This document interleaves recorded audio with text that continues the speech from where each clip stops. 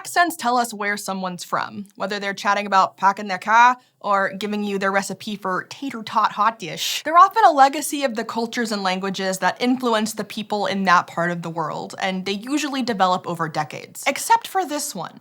There's a regional accent so rare that it has 0 native speakers, because the only people who've ever used it were living in Antarctica.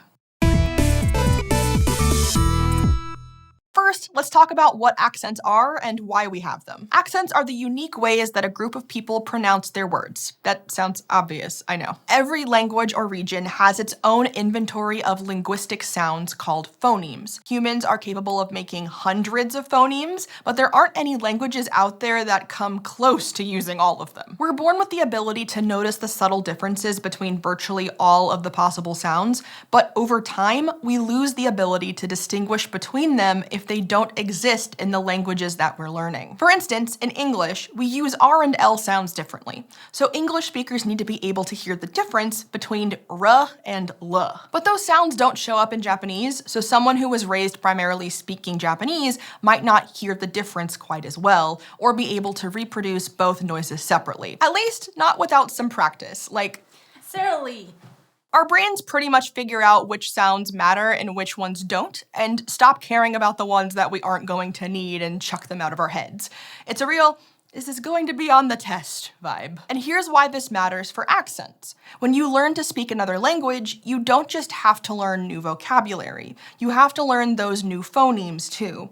And that can be really challenging if those new sounds are really different from what you've been using your whole life. For example, English has a lot of vowel sounds. Depending on what regional variation we're talking about, English has as many as 15 to 20 unique vowel sounds. Most other languages in the world average around 5 or 6 vowel sounds, so this is just one of the many ways that English is weird. That's also why when someone is learning English as their second language, they'll often struggle to pronounce all of these different vowel sounds. They straight up just don't have that many in their mother tongue. That's why a Spanish speaker talking in English might pronounce the words sit and seat similarly, because in Spanish, the distinction between the vowel I in sit and the vowel E in seat doesn't exist. So when you're chatting with a non-native speaker of the language that you're both using, just know their jaw probably hurts because they're literally training their faces to produce sounds that they're not used to making. Accents aren't just about the first language you learned as a baby.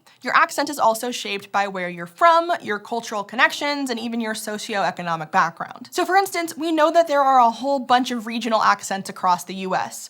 One way that these accents form is through mergers, where over time, people start saying 2 or more different vowel sounds the exact same way. One of these is the Mary, Mary, Mary merger. See, most people in the US say all 3 of those words with the same vowel sound, including me just now. But without the merger, they sound more like Mary, marry, and merry. And those unmerged sounds are found in New England and Philadelphia accents. There's also the caught merger, where the vowel in the word caught, as in I caught the ball, sounds like the one in cot, as in the thing you sleep on.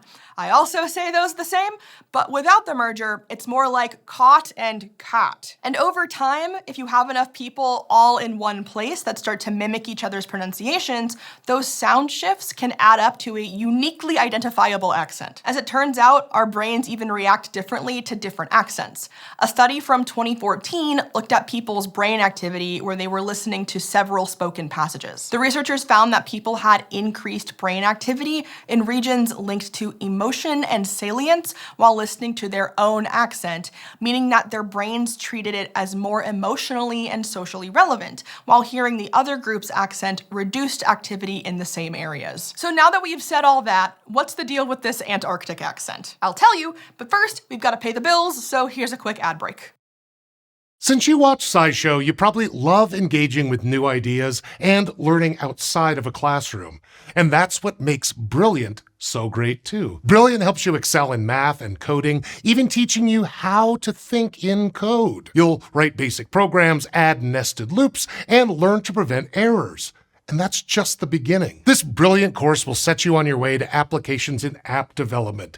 Whether you're 10 or 110, you can learn with Brilliant. To learn for free on Brilliant for a full 30 days, go to brilliant.org/scishow, scan the QR code on screen, or click on the link in the description. They're also giving you unlimited daily access to everything on Brilliant with 20% off an annual premium subscription. Thank you to Brilliant for supporting this SciShow video. First off, no, an Antarctic accent isn't something that the penguins are doing. While there is some research about certain animals like whales having regional variation in how they vocalize, this is all about humans and human language. Now, the astute among you may have realized that nobody lives in Antarctica, at least not forever. But there are still people there, pretty much all the time. The researchers. There are around 70 permanent research stations on the continent belonging to 29 different countries, and traveling to and from these stations isn't easy. Due to weather conditions, there are only a few months per year that workers can make it to Antarctica and back, so if you're there at the start of the southern hemisphere's winter, you're not leaving for a while. These Antarctic research stations make a perfect test case to study accent formation. Everyone's stuck in one place and can really only talk with people in their group without any influence from those outside the language bubble. The first study to identify an Antarctic accent forming came out in 2019. It looked at 11 researchers living at the British Antarctic Station, also called winterers. 8 were British people, 1 was American, 1 was German, and 1 was from Iceland. The winterers were asked to record their conversations with each other and to repeat the same set of words in all of those recorded conversations. The researchers who created the study picked out several words containing the same vowel for the participants to pronounce, so that the researchers could measure and compare the pronunciation of those vowels among the entire group. And when they crunched the numbers, they found 2 main effects. First, the vowels of the different winterers converged to become more similar to one another compared to before their Antarctic stay.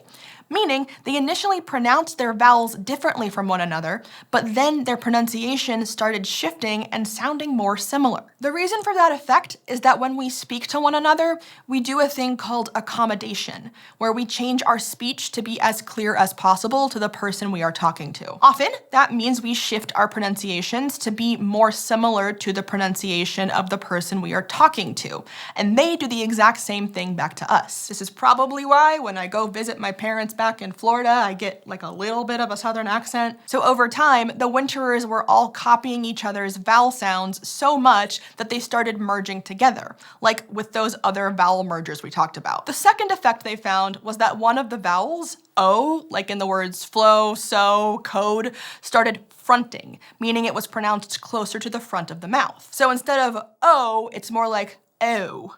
I know, subtle, but trust me, the researchers can measure a difference. The really weird thing is that this vowel fronting wasn't a case of imitation. None of the accents of these speakers feature this fronted O vowel, which means that all 8 of them started essentially inventing a new accent together. This is what linguists like to call linguistic innovation, and it's a perfect example of how quickly accents can form.